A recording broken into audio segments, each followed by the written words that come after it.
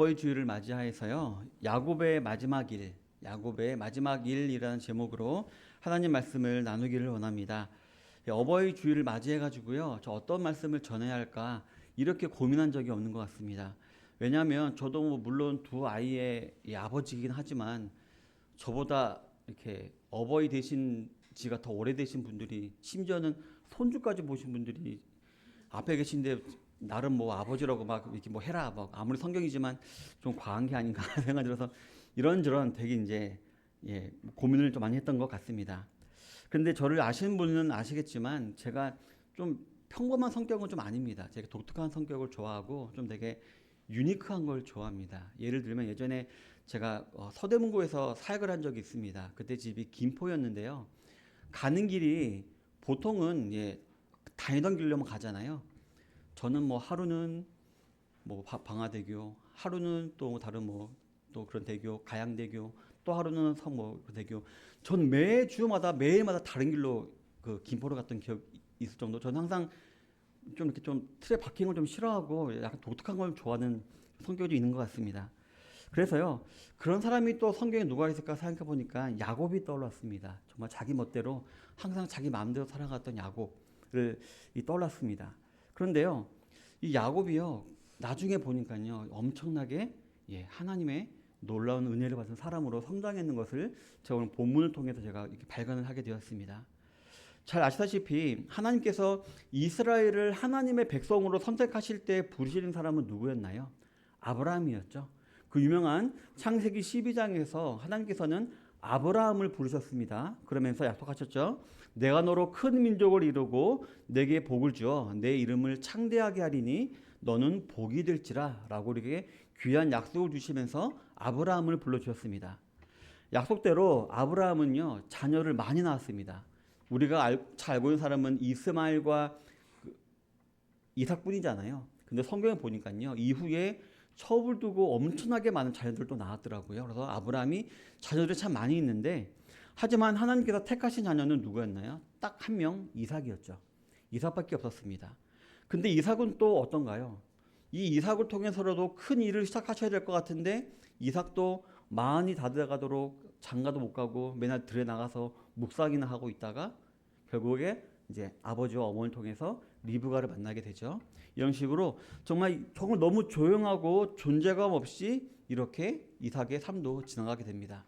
그런데요, 신기하게도 하나님께서는요, 이 조용한 존재였던 이삭의 둘째 아들 야곱을 사용하시기 시작하는데요. 그래서 그에 대한 기록을 성경이 엄청 많이 자세하게 기록을 하고 있습니다. 그리고 우리는 알게 되죠. 결국 이 야곱이란 이름은 어떻게 바뀌나요? 이스라엘로 바뀝니다. 그리고 그 이스라엘이라는 이름을 통해서 태어난 12아들을 통해서 이스라엘 민족이 시작이 되죠. 그리고 보면은 이 야곱이 분명히 처음에는 여러 가지로 문제가 많은 사람이지만 결국 하나님께서 그에게 축복을 내려주시고 그를 성장시키고 자라게 하심으로 말미암아 하나님의 나라의 틀을 형성케 하는 그런 사람으로 귀하게 사용하여 주셨음을 우리가 알 수가 있는 것입니다. 따라서 우리가 이제 이 성경을 알아보다 보면 야곱은요, 이스라엘의 아버지라고 불려도 손색이 없을 정도로 정말 성숙한 한 인간으로 자라고 결국 오늘 마지막 절을 읽었듯이 죽었음을 우리가 알 수가 있습니다. 그러나 우리가 생각하는 이 야곱이 주는 전반적인 이미지는 어떤가요? 또 전반적인 이 야곱의 평가는 어떤가요? 속이는 사람, 사기꾼, 욕심쟁이, 그러다가 자기보다 더 큰 사기꾼인 외삼촌 라바 만나가지고 20년 동안 고생하고 자기 재산 다 털리고 이런 식으로 한마디 정말 그렇게 부정적인 이미지가 이 야곱을 웬만하면 다 이렇게 뒤덮고 있습니다. 그리고 그의 인생 가운데 보면요, 그에게도 엄청나게 많은 일들이 일어났죠. 그래서 정말 별별 사건이 다 일어났습니다. 그래서 정말 결국에 뭐가 됐나요? 장애인까지 되었죠. 이런 걸 보면은 야곱의 인생이 참 기구하다라고 생각이 되어질 수도 있는 것입니다. 끝까지 자기의 보면은 그 형제들이 그 요셉을 팔아넘기는, 죽이려고 했다가 팔아넘기는 이런 일까지 겪게 되는 좀 기구한 인생을 살았다. 정말 인생이 꼬였다라는 인상을 우리가 받을 수밖에 없는 것 같습니다. 그런데요, 신기하게도 히브리서 11장에 보면요, 당당하게 이 히브리 저자는 이 요셉을 믿음의 위인으로 포함시키고 있습니다. 분명히 그에게도 우리가 본받을 만한 면이 분명히 있고, 게다가 아버지로서 우리가 반드시 가지고 있어야 될 덕목도 우리에게 가르쳐주고 있음을 알 수가 있는 것입니다. 그렇다면 그 내용이 무엇인지 한번 알아보기를 원합니다. 첫 번째로요, 그는 축복의 사람이 되었습니다. 축복의 사람이 되자마자 그의 인생이, 그 꼬인 인생이 풀리게 된 것이었습니다. 우리 28절 한번 다 같이 읽도록 하겠습니다. 시작. 이들은 이스라엘의 12지파라 이와 같이 그들의 아버지가 그들에게 말하고 그들에게 축복하였으니 곧 그들 각 사람의 분량대로 축복하였더라. 아멘. 예, 잘 아시다시피 본문 창세기 49장은 야곱이 아들들을 모아놓고 그 아들들에게 축복을 해주는 그러한 장입니다. 그리고 히브리서 11장 21절에 보면요, 야곱이 믿음의 위인으로 평가를 받으면서 어떻게 말하고 있냐면요, 믿음으로 야곱은 죽을 때에 요셉의 각 아들에게 축복하고 라고 기록하고 있는데, 이 부분은 47장에 8장에 기록되어 있습니다. 48장에 므낫세와 에브라임에게 축복한 장면이 기록이 되어 있는데요, 이어서 자기 아들들에게도 이렇게 축복하는 것을 보면 이 축복했다는 것이 바로 야곱이 믿음의 위인으로 거듭나게 된 하나의 계기였다는 것을 우리가 알 수가 있는 것입니다. 성도 여러분, 원래부터 야곱은 어떤 사람이었을까요? 욕심쟁이였죠. 자기가 원하는 것은 쟁취해야만 직성이 풀리는 그런 사람이 야곱이었습니다. 그런데 정상적인 방법으로는 취할 수 없으니까 온갖 편법과 속임수를 통해서 결국 자기가 갖고 싶은 것을 차지하고야 말았던 그런 사람이었습니다. 그래서 어떻게 보면은 그 인생이 꼬인 것은 그 사람이 자초한 것이라고도 우리가 볼 수가 있는 것입니다. 먼저 보면요, 야곱은 태어날 때부터 어떻게 태어났나요? 그 형인 에서의 발꿈치를 잡고 태어났다 그랬죠. 어떻게 태아에 불과한 존재가 그 어려서부터 엄마 뱃속에서부터 욕심을 가지고 먼저 나오려고 했는지 좀 그런 생각을 할 수 있었는지 참 궁금한데요. 어쨌든 먼저 태어나려고 성경에 보면 어떻게 그랬나요? 복중에서 싸웠다 그랬죠. 분명히 기록되어 있습니다. 싸웠다 그랬습니다. 하지만 결국 에서에게 진 것 같습니다. 하지만 끝까지 그 증거를 인정하지 못하고 발꿈치라도 잡고 마지막까지 한번 끌어당겨가지고 자기가 먼저 나오려고 이런 식으로 발꿈치를 잡고 나온 사람이 야곱이었습니다. 결국 졌죠. 그렇기 때문에 시작부터 야곱의 인생은 꼬였다라고 볼 수 있습니다. 그리고 그는 장자권과 장자의 축복을 빼앗고자 했죠. 그래서 팥죽 한 그릇으로 장자권을 빼앗았고요. 그리고 장자의 축복은 아버지 이삭을 속여가지고 억지로 또 받아냈습니다. 하지만 결국 그 사건 때문에 어떻게 됐나요?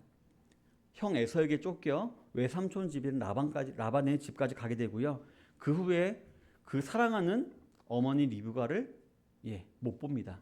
그게 마지막 모습이었어요. 어머니를 보는 마지막 모습이었습니다. 어떻게 보면은 정말 시작부터 꼬이게 된 인생이 진행되면 진행될수록 계속 자기가 자초해서 인생이 꼬이고 있는 것을 볼 수가 있는 것입니다. 그런데요, 여기서 저와 여러분들이 한 가지 기억해야 될 사실이 있습니다. 바로 창세기 25장 23절 말씀입니다. 제가 읽어드리겠습니다. 여호와께서 그에게 이르시되 두 국민이 내 태중에 있구나. 두 민족이 내 복중에서부터 나누이리라. 이 족속이 저 족속보다 강하겠고 큰 자가 어린 자를 섬기리라 하셨더라 라고 했습니다. 먼저 이 배경을 알아보면요, 아브라함처럼 이삭도요 늦게까지 자녀가 없었습니다. 그래서 이삭이 기도를 했나 봅니다. 기도를 하니까 하나님이 이제 자식을 주셨습니다. 리브가에게. 근데 리브가의 복중에서 애들이 싸우는 거예요. 그래서 이제 이삭이 또 기도했습니다. 또 기도하니까 하나님이 말씀하신 것입니다. 지금 네 아내의 배에는 두 민족이 있다. 두 국민이 있다. 그리고 근데 큰 자가 어린 자를 섬기게 될 것이다. 이 말은 뭔가요? 결국 하나님의 축복은 야곱에게 올 것이다라고 하나님이 분명히 말씀하셨다는 것입니다. 이 사실을 이삭도 알고 있었고 분명히 리브가도 알고 있었다는 것입니다. 근데 뭐였나요?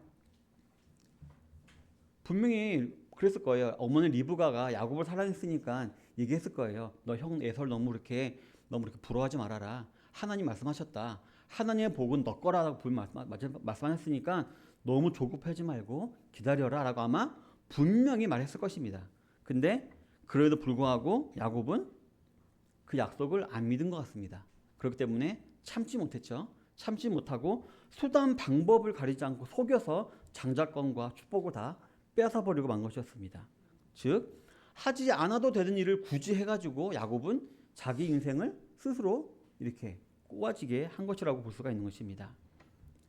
성도 여러분, 야곱이 집안에서 둘째라는 이유로 푸대접을 받고 핍박을 받아서 그랬을까요? 아닙니다.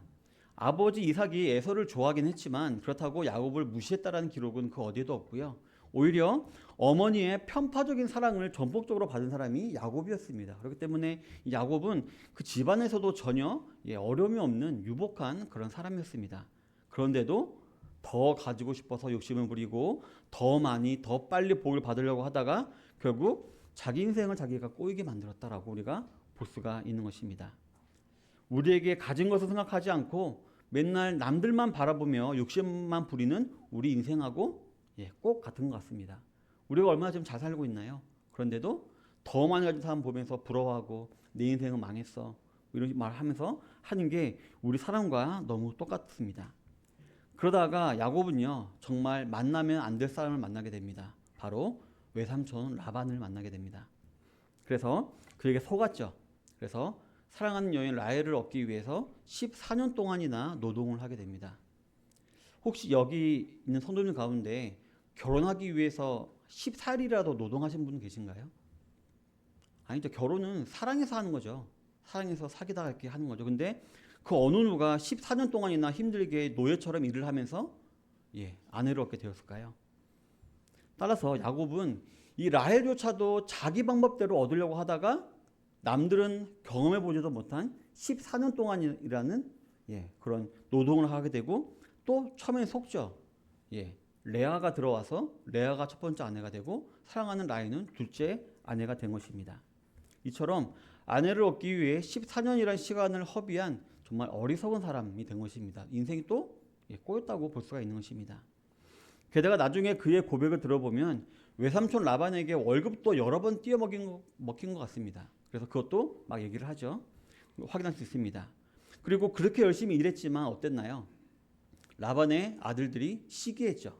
시기하고 질투해가지고 더 어려운 일을 시켰습니다. 그래서 결국 이 야곱으로 하여금 떠나지 않을 수 없게 만드는 상황을 만들어 버렸고 또 야곱은 그 20년 넘게 열심히 일했던 그 고향 같은 곳에서 야반도주하듯이 마치 그 가나안 땅에서 형 에서를 피해서 도망치듯이 야반도주하듯이 똑같이 또 그것을 떠나서 가나안으로 도망치는 인생이 되어버리고 만 것이었습니다. 성도 여러분, 도대체 왜 야곱의 인생은 이렇게 꼬인 인생이 되었을까요? 우리는 그 힌트를 그의 탄생에서 볼 수가 있는데요. 아까도 말씀드렸지만 야곱은 어떻게 태어났다고 그랬나요? 형 에서의 발꿈치를 잡고 태어났다고 했습니다. 물론 모든 아기들이 태어날 때 주먹 쥐고 태어나죠. 다 주먹 쥐고 태어나긴 합니다. 하지만 우리는 굳이 야곱이 형의 뒤꿈치를 붙잡고 태어났다라는 이 어떻게 메타포 이런 걸 통해서요. 야곱의 성격을 알 수가 있는 것입니다. 야곱의 습성을 알 수가 있는 것입니다. 항상 억지로 모든 것을 빼앗으려고만 하는 그리고 한번 잡은 것은 절대로 놓지 않으라는 이런 꽉 움켜쥐려고만 하는 인생을 살았기 때문에 야곱의 인생이 그렇게 꼬인 것이다라고 볼 수가 있는 것입니다. 복도 움켜쥐고 물질도 움켜쥐고 사랑도 움켜쥐고 하려다가 그중에 특히 복을 움켜쥐려고 하다가 어떻게 됐나요? 천사와 씨름도 중에 장애인이 돼버렸죠. 이것처럼 항상 그는 자기가 움켜쥐려고 어쨌든 내가 움켜쥐려고 했던 자들이었습니다. 평생 자신의 꾀와 머리와 힘으로 어떻게든 쟁취하려고 움켜쥐려고만 했던 인생을 산 것이 바로 야곱이었다는 것을 알 수가 있는 것입니다. 그랬던 그가 시간이 지나니까 어떻게 변화되었나요? 드디어 움켜쥐려고만 했던 손이 드디어 펴지게 된 것입니다. 그래서 그 손으로 남에게 베풀기 시작했다는 것입니다. 그리고 영적인 의미로 손을 편다라는 의미는요. 이제 내 힘을 의지하지 아니하고 하나님을 의지하기 시작했다라는 말이기도 합니다. 즉 내 힘으로 내 욕심을 쟁취하려고 하기보다는 하나님의 능력이 자신을 통해서 나아가길 바라는 마음으로 손을 펴서 남을 도와주고 이렇게 하면 뭐가 되나요? 기도가 되죠. 기도하는 사람이 되었다라는 것을 말합니다. 그래서 우리 목사님들도 예배를 마칠 때 축도를 하죠. 그때 손을 펴고 기도하죠. 하나님의 복이 목사를 통해서 나가기 위해서 이렇게 기도하잖아요. 저도 이제 앞으로 정말 자주자주 해주고 싶은 것이 있는데요. 안수 기도입니다. 뭐 저한테 뭐 신통한 능력이 있어서 그런 것이 아니라 저는 어쨌든 제가 받은 은혜를 이 안수 기도를 통해서라도 위로해주고 그 사람에게 좀 흘러나가게 하고 싶은 그런 마음이 있는데요. 근데 안수 기도를 할 때요. 어떻게 기도하나요? 이렇게 기도하나요? 이렇게 하나요? 그럼 꿀밤이죠. 이거는 안수 기도가 아니라 꿀밤입니다. 성도 여러분, 아까도 말씀드렸듯이 히브리서 기자가 야곱을 믿음의 위인으로 인정할 때 들었던 첫 번째 이유가 바로 요셉의 아들들을 축복했다라는 것이었습니다. 이 사실은 오늘 본문 앞장인 48장에 기록되어 있는데요. 애굽으로 내려온 지 얼마 되었는지 알 수 없지만 누군가에게 요셉이 다가옵니다. 그래서 요셉에게 말을 합니다. 당신의 아버지가 병들었다라고 말을 합니다. 그러자 요셉은 재빨리 자신의 두 아들 므낫세와 에브라임을 데리고 갑니다. 그래서 그 앞에 앉히고 이제 기도를 받게 되죠. 근데 그때 일부러 야곱이 어떻게 기도하나요? 손을 이렇게 어금맞춰 가지고 기도합니다. 그러니까 요셉이 아버지가 이제 나이가 많이 들어서 이제 약간 이렇게 가물가물하고 실수하셨나 보다 하고 다시 옮겨주려고 하자 아니다, 내가 안다라고 하면서 이렇게 해서 축복을 해주십니다. 그리고 그 결과 어떻게 되었나요? 요셉이 빠지고 에브라임과 므낫세가 12지파에 들어가게 됐죠. 그래서 요셉은 특히 두 아들이 그 지파에 들어가게 되는 축복을 받게 된 것이었습니다. 이처럼 야곱은 죽을 때가 되었을 때 드디어 손을 펴고 남을 위해서 하나님의 복을 빌어주는 축복의 사람이 되었다라는 것입니다. 그리고 이 축복의 사람이 되었다라는 것이 바로 이스라엘 민족의 아버지라 불릴 만한 사람이 되었다라는 증거가 되는 것입니다. 물론 47장에서도 나오죠. 어떤 내용이 나오나요? 요셉이 가나안 땅에 있는 아버지와 가족을 다 데리고 옵니다. 그래서 애굽 왕을 소개시켜 주죠. 그럼 보통은 애굽 왕이 막 이렇게 치하하고 그래야 되잖아요. 근데 어떻게 하나요?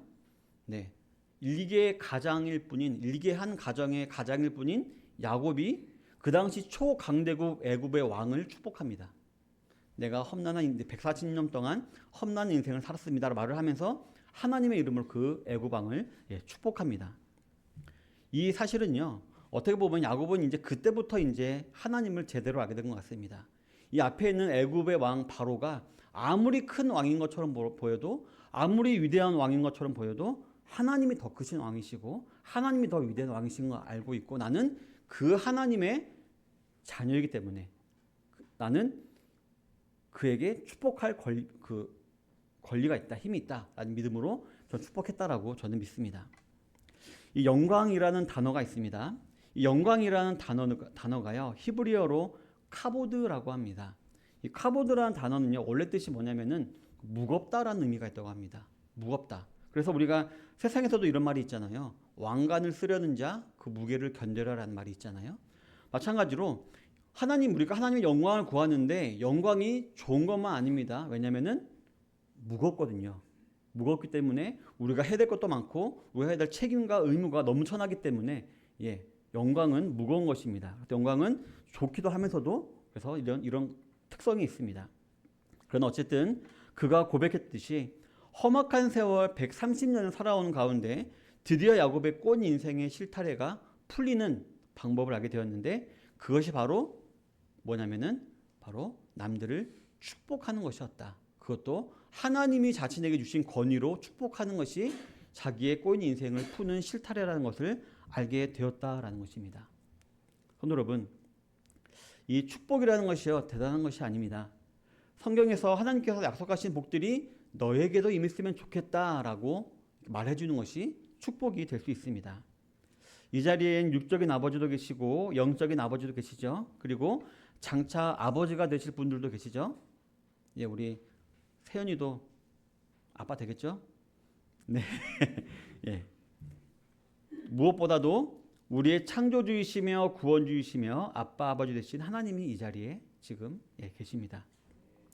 서로를 향해 축복의 손을 내미시는 아버지의 성품을 가지시는 모든 성도님들이 다 되시기를 바라겠습니다.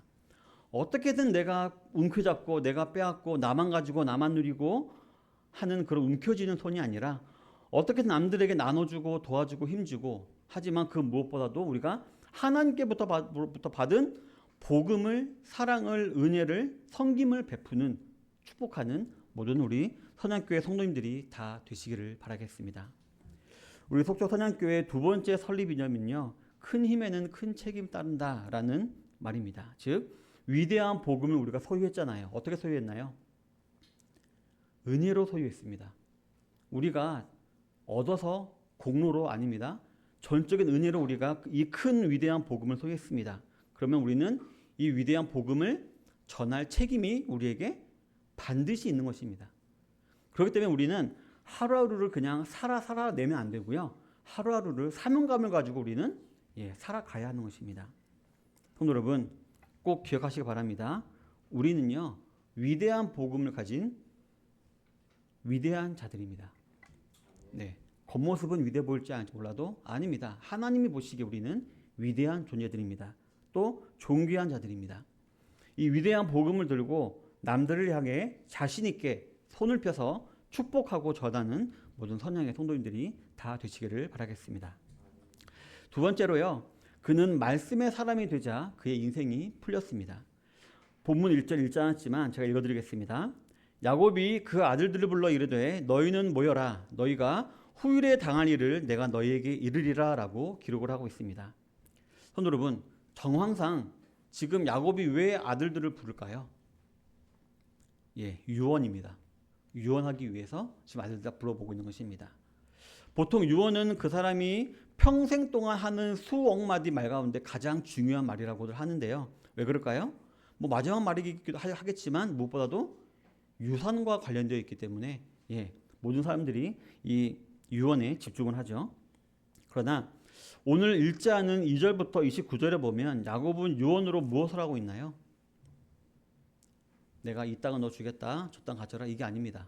하나님의 말씀을 지금 유언으로 하고 있습니다. 그렇습니다. 바로 하나님의 말씀이 야곱의 꼬인 인생을 풀게 하였고 그에게 축복의 사람이 되게 하였기 때문에 그는 마지막까지 아들들에게 축복하면서 다른 축복을 한 것이 아니라 말씀을 전하면서 그들에게 축복을 했다는 것입니다. 성도 여러분, 야곱의 인생이 꼬이는 근본적인 이유가 무엇이었나요? 하나님의 그 약속, 큰 자가 작은 자를 섬기리라, 즉 복은 야곱은 너 거다, 이 말을 안 믿고 안 들은 탓이었죠. 그렇기 때문에 자기 마음대로 하려 하다가 자기 인생을 꼬이게 만들었던 것이었습니다. 절대로 엇나간 욕심이나 사기성 짙은 그런 마음이 아니었습니다. 하나님 말씀을 안 믿었기 때문에 그 인생이 꼬인 것입니다. 흔히 하나님 말씀은요, 마스터 키라고 합니다. 모든 닫힌 문을 열고 모든 어려운 문제를 여는 열쇠가 바로 하나님 말씀이라는 것입니다. 믿으십니까? 그렇다면 말씀을 가르치는 우리 부모님들이 다 되시기를 바라겠습니다. 어떻게든 너 재산을 불리고 어떻게든 내 소유를 불려서 내 자녀들에게 그런 돈을, 집을, 차를 물려주려 하고 노력하지 마시고요. 하나님 말씀과 그 말씀을 실천하는 모습을 전수하시는 모든 부모님들이 되시기를 바라겠습니다. 요즘 저 서울 강남에 있는 부모님들 유행이 그거래요. 그 일정 연령 이하까지 줄 수 있는 돈이 있대요. 그래서 그 돈으로 주식을 사서 그 손자, 손녀들에게 주는 게 유행이라고 합니다. 우리는 그런 사람 따라갈 필요 없습니다. 우리는 하나님 말씀을 우리 자녀와 손자, 손녀들에게 전하는 그런 야곱과 같은 부모님이 되어야 할 줄로 믿습니다. 그럴 때 그 말씀이 우리를 선한 길로, 좋은 길로, 복의 길로 인도할 것입니다. 성경은 분명히 말하고 있습니다. 베드로전서 1장 25절에 보면 오직 주의 말씀은 세세토록 있도다 하였으니 너희에게 전한 복음이 곧 이 말씀이니라. 그리고 로마서 1장 16절에는요. 복음은 모든 믿는 자에게 구원을 주시는 하나님의 능력이 된다. 라고 하셨고요. 또 마가복음 8장 36절에 보면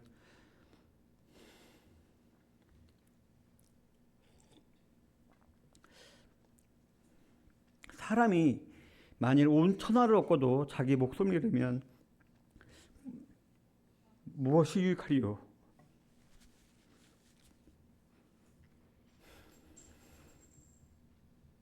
라고 했고요. 그리고 요한복음 3장 16절에 보면 하나님이 세상을 이처럼 사랑하사 독생자를 주셨으니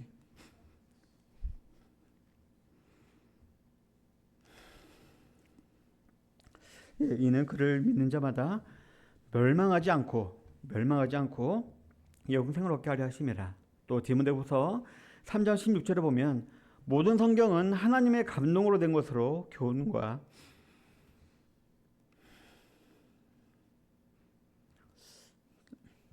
책망과 바르게 함과 의로 교육하기 유익하다라고 말씀하고 있습니다. 또한 디모데후서 3장 15절에 보면 성경은 능히 너로 하여금 그리스도 예수 안에 있는 믿음으로 말미암아 구원에 이르는 지혜가 있게 한다라고 말씀하고 계십니다. 이 말씀 믿으시나요? 그렇다면 말씀을 자녀들에게 전수해 주시길 바랍니다. 우리 자녀들도 나중에 나도 말씀을 전하는 자녀 부모가 되겠다라고 다짐하는 우리 어린 친구들 되었으면 너무 좋겠습니다. 미국 대통령 중에 아브라함 링컨이라는 대통령이 있습니다. 그에게는 2명의 어머니가 있었다라고 합니다. 이 링컨을 낳아준 어머니는요 너무 어려서 죽었고요. 그리고 두 번째 계모가 들어왔습니다. 근데 그 계모 어머니도 청소년기에 돌아가셨다라고 합니다. 그때 그 계모가 죽어가면서 이런 말을 했다고 합니다. 나는 이제 죽어 처음 가서 아무 걱정이 없다. 다만 너를 놓고 가는 것이 너무 마음이 아프다.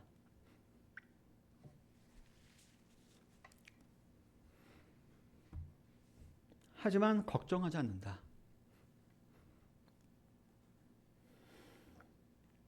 왜냐하면 성경이 있기 때문이다.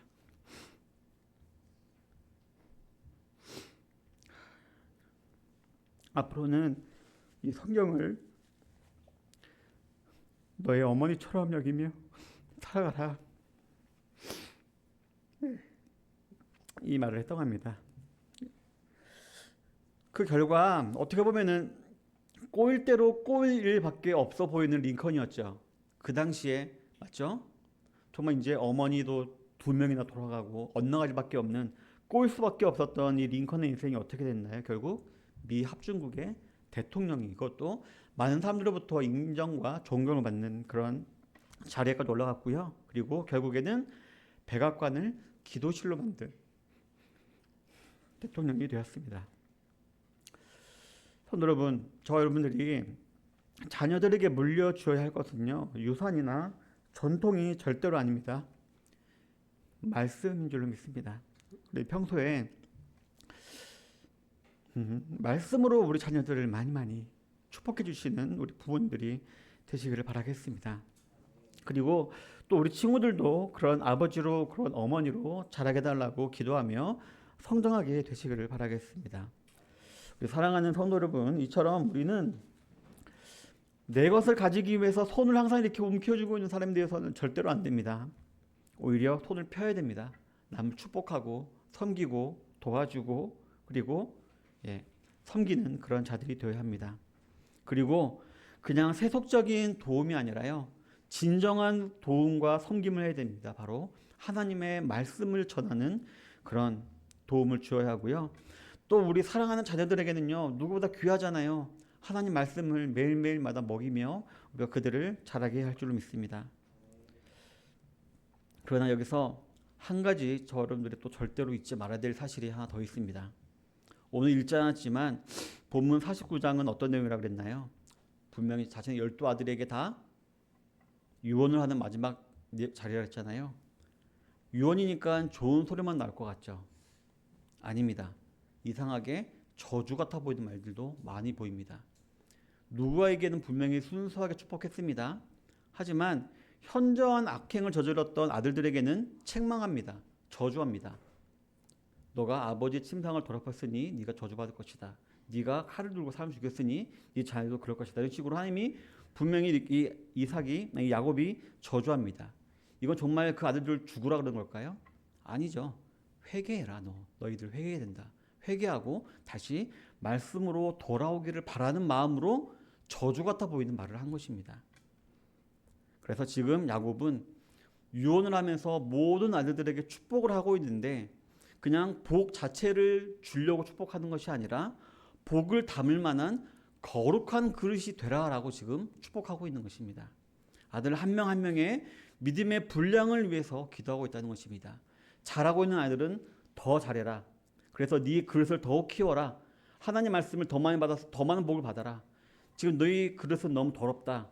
죄가 많다. 하나님의 복을 받을 수가 없다. 그러니 회개해서 깨끗하게 해라. 그런 다음에 그릇을 키워라. 그리고 하나님의 복을 받아라. 라고 이런 식으로 지금 축복하는 기도를 하고 있다는 것입니다. 만약 4절에 기록된 것처럼 천인공노할 범죄를 저지른 르우벤에게 마냥 잘했다, 잘되라 축복해서 어떻게 될까요? 아마 이 여자 저 여자 다 건드리고 다니는 천하의 남봉꾼이 됐겠죠. 그리고 5절에 기록된 것과 같이 다혈질의 시몬과 레위를 마냥 축복하면 어떻게 했을까요? 이 이스라엘 민족이 가는 곳마다 전쟁이 일어나고 가는 곳마다 학살이 일어나고 가는 곳마다 아마 어려운 일들이 일어나고 말았을 것입니다. 그래서 다른 민족들에게도 피해를 주는 그런 존재가 레위와 시몬이 아마 되었을 것입니다. 따라서 저 여러분들은 아버지의 마음으로 남을 위해서 기도할 때에는 그 사람이 마냥 이 세상에서 잘 되라고 기도해서는 안 되고요. 그 사람이 하나님의 복을 받을 만한 거룩한 그릇이 될 수 있도록 해 주십시오라고 우리가 그들에게 축복하며 기도해야 할 줄로 믿습니다. 지난주 말씀하셨듯이 하나님은요 자신이 거룩하신 분이십니다. 그렇기 때문에 우리에게도 거룩을 요구하시는 것입니다. 그래서 저는요 지난주 말씀드렸죠. 우리 교회를 위해서 기도할 때 제가 새벽에 기도 제목을 바꿨습니다. 예전에는요 우리 교회가 구원의 방주가 됐으면 좋겠습니다라고 기도했습니다. 왜냐하면 이 지역 많은 사람들 모이기 위해서.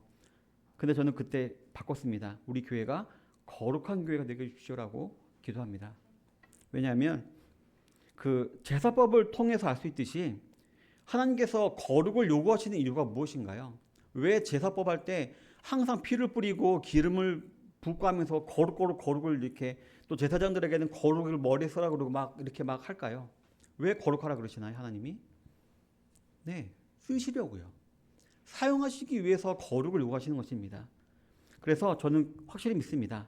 우리가 죄와 구별되어 점점 거룩해져 가고 세상과 구별되어 점점 거룩해져 가고 내 생각과 구별되어 점점 거룩해져 가게 되면 우리는 분명히 하나님께 쓰임받게 되어 있습니다. 그리고 우리 교회도 하나님이 반드시 사용하실 줄로 믿습니다.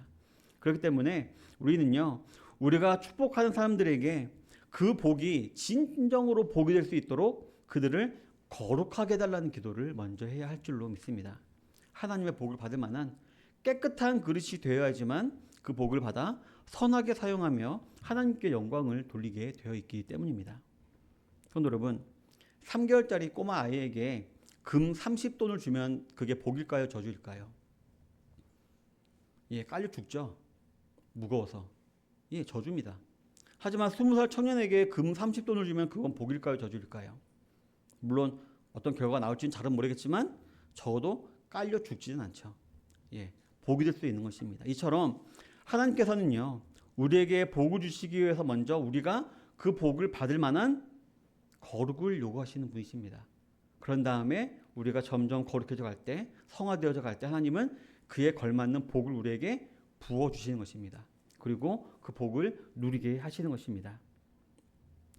아까도 말씀드렸지만 저는 우리 선양교회가 거룩한 교회가 되기를 원합니다. 그리고 또 작은 교회이신 우리 성도님들 각자가 거룩한 성도님이 다 되기를 원합니다. 그러면 하나님께서는요 그런 우리 교회에게 이 지역에 잃어버린 양들을 반드시 보내주실 줄로 믿습니다. 다른 사람을 품을 정도로 성장하지도 않았는데 사람들이 오면 어떻게 될까요?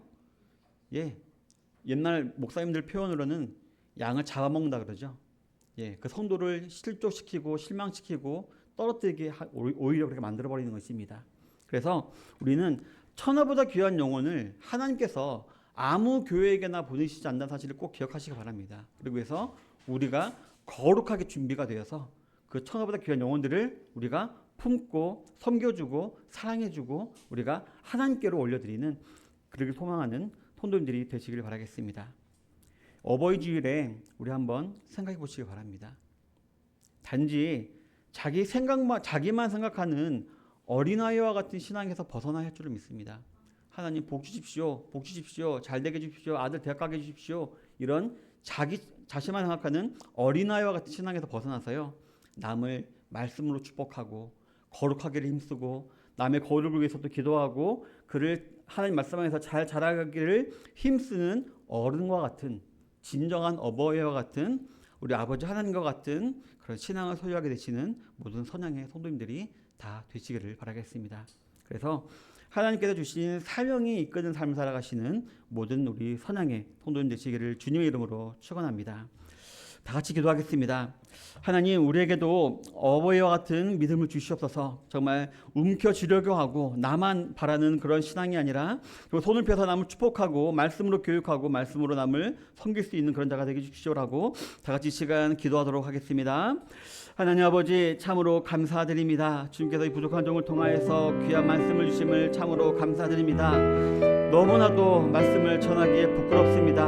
아버지 하나님, 정말 이 말씀을 전하기에 정말 일도 자격이 없는 아버지 그런 제가 하나님의 말씀을 전하였습니다. 아버지, 저로 하여금 편하게 하시고 저를 더욱더 거룩하게 하시고 아버지 하나님, 성숙한 신앙과 믿음으로 더욱더 섬기며 남들 축복하며 나아가는 그런 목회자가 되도록 도와주시고, 또 우리 사랑하는 우리 소도선양교회와 강성양교회 모든 성도님들의 마음 가운데 하나님께서 함께 하셔서 성령께서 감동을 주셔서 주의 말씀대로 살아갈 수 있는 하나님의 좋은 일 될 수 있도록 아버지 하나님 인도하여 주시옵소서. 하나님께서 함께하여 주시옵소서.